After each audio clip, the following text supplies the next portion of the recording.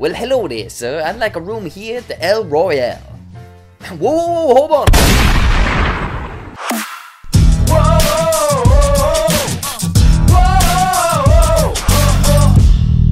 What's up, guys and gals? Jared here with another mystery thriller of a movie review. So I was really curious about this film and went out and saw the latest from Drew Goddard, Bad Times at the El Royale. The El Royale is a rundown hotel that sits on the border between California and Nevada. It soon becomes a seedy battleground when 7 strangers, a holy man, a soul singer, a traveling salesman, 2 sisters, the manager, and a mysterious cult leader converge on a fateful night for one last shot at redemption before everything goes wrong. So does this mystery thriller have you on the edge of your seat?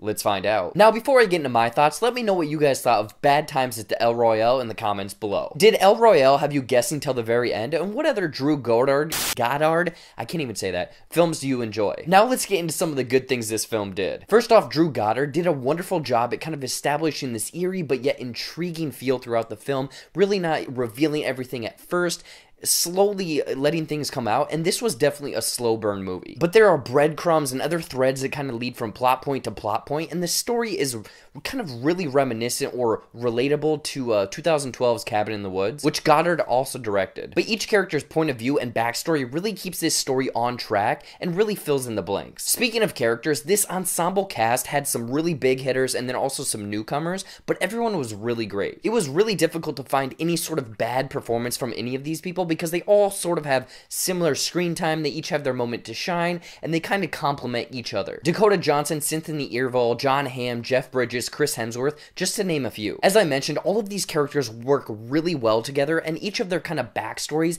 gives us something unique to really add to the overall story. These character backstories make up a large portion of the overall story, and it really keeps things interesting and truly figuring out who these characters are. I'm not going to ruin anything, but personally, I thought the trailers maybe gave away too much, but the story is this winding story. There's lots of twists and turns, a lot of things that appear as they actually aren't, and it really keeps you interested, and it's one of the better mystery thrillers this year. A couple other characters that really helped this movie was the El Royale motel in general, and also the time era. The El Royale is this weird kind of bi-state establishment, both in California and Nevada, kind of straddling the border, so like one part of it is this one dynamic, the other part is this other dynamic, and it really brings in together this interesting setting for this overall motel. And also the fact that this story takes place during the Nixon era, the clothing, the atmosphere, kind of just the style of everything really plays into this overall story. Also, if you know your history pretty well, it's going to kind of help you in a certain reveal or something in this film. I'm just going to leave it at that. Even though I did have a good time with El Royale, I did find a few problems. Believe me, you are locked into this story, you're trying to connect all of these different dots, stay on top of the plot, trying to figure out these character motivations,